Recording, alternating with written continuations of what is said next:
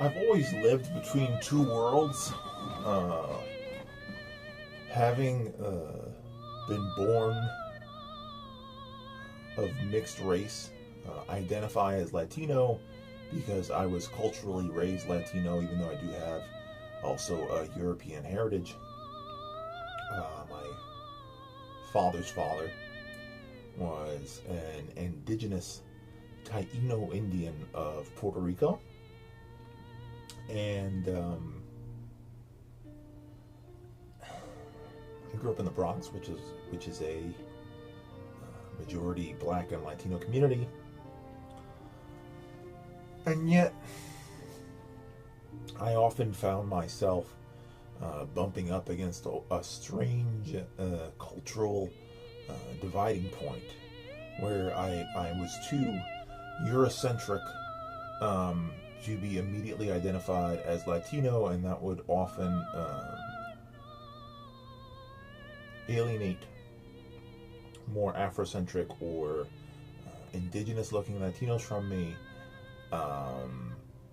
And then conversely, when I would step into the white world, I would pass, even if I didn't try to, just like kind of unintentionally when people would first encounter me, because of my lack of a discernible Spanish accent, or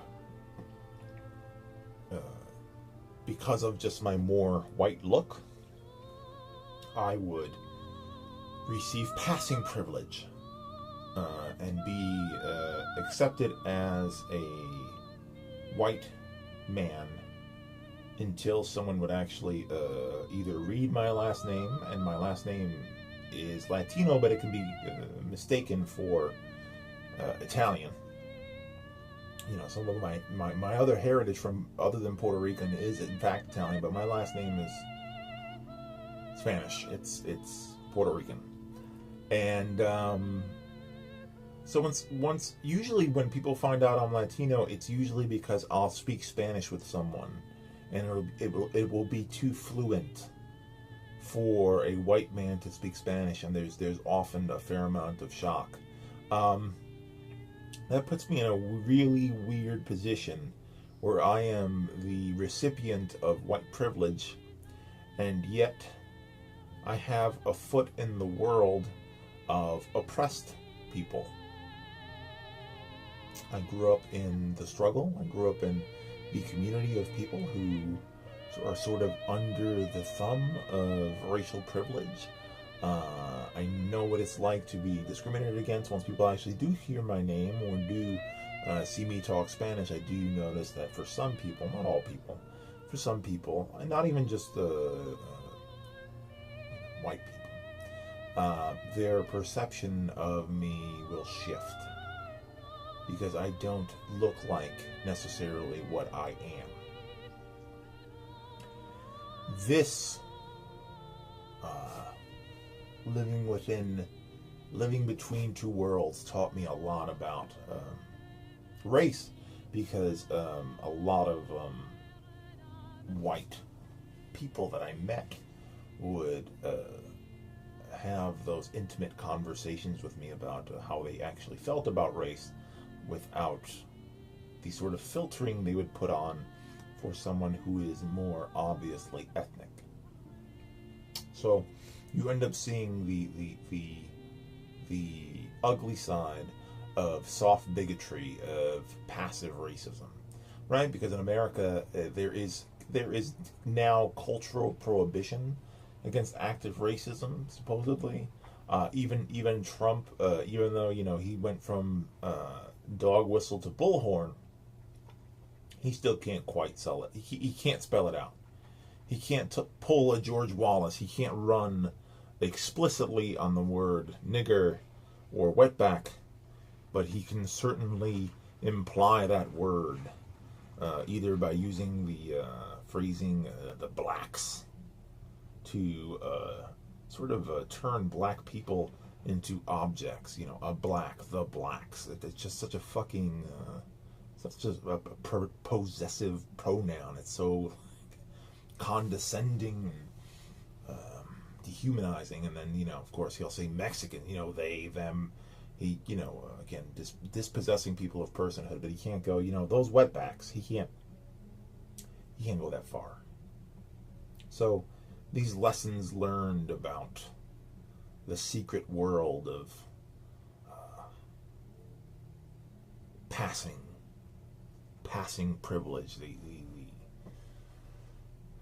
the strange burden of being an ethnic cipher, of being a racial cipher, has, I think, given me a great deal of perspective about when people don't realize that they're privileged and when people don't realize that they're being racist. Because I don't think most of the people that I've met that sort of express racist sentiment, right? I'm not saying that there's racist necessarily. You can express racist sentiment, right, and not be a day-to-day racist, like an active racist. You can have boutique racism, right, which is just kind of this I like black people, I'm polite to black people, I don't subscribe to Richard Spencer on Twitter or anything. And then they sort of follow with all these kind of like soft stereotypes of like, oh, but they're like this, or they. I'm always terrified when people start using pronouns when they talk about, kind of broad pronouns, when they talk about a group they're not part of, because then that starts the sort of the condemning language, the demonizing language to a whole group of people, either because you're ignorant of who they are, how they conduct themselves. You're usually when people sort of express this they, them, it's a group of people that they've only had very, very minor casual contact with, and then the rest of their perception about those people has been influenced by the media. I think that Fox News knows that there's strength in building a narrative about black people for white people is in the geographical divide. In America, the poor working class blacks and whites don't usually live together, and if they do live in proximity, they don't really congregate together, which is a legacy of the apartheid that was law in this country during slavery and then later during Jim Crow. So news sources and media sources like Fox News exploit this kind of alienation of and you could say it about some people within the on the other side of the equation. It's kind of like blacks are alienated from whites, they blame them for A, B, and C. Whites are alienated and separated from blacks, they blame them for A, B, and C, and we stand there just kind of pointing at each other without really doing anything constructive. So I own my own privilege as a white man. That helps me to understand that privilege exists. It helps me to be conscious of the fact that other people are disadvantaged. When I talk to other people about privilege, it can be very controversial. It can seem as though I'm trying to sort of impose this tyranny of guilt. And for me, owning my privilege, owning my position in the world, owning the people that don't get the benefit of the doubt. To me, privilege isn't so much necessarily about money. Cultural privilege. Let's make a dividing line between cultural privilege and economic privilege. Because, some white people, when they're like, I'm not privileged, you're not economically privileged. You're right. You're not economically privileged. You are culturally privileged. You are socially privileged. If you were going to be pulled over by a cop, that cop would give you, even if they weren't necessarily a white cop, because people internalize things. I mean, the average police officer is conditioned to perceive white people as deserving of the benefit of the doubt. I think that the recent epidemic of crime, committed by police officers, these police shootings, even though they haven't been properly prosecuted, they are crimes. They are wrongful deaths. And the importance of that distinction is to remember that these cops themselves stepped outside of the boundary of the law. So the benefit of the doubt. A lot of different people get the benefit of the doubt. At a job interview, they've proven that black names on a resume don't quite get the same benefit of the doubt as white names. So that's a form of privilege. Women in the workplace will get less consideration, less benefit of the doubt that they can be competent. When promotion time comes, that's male privilege.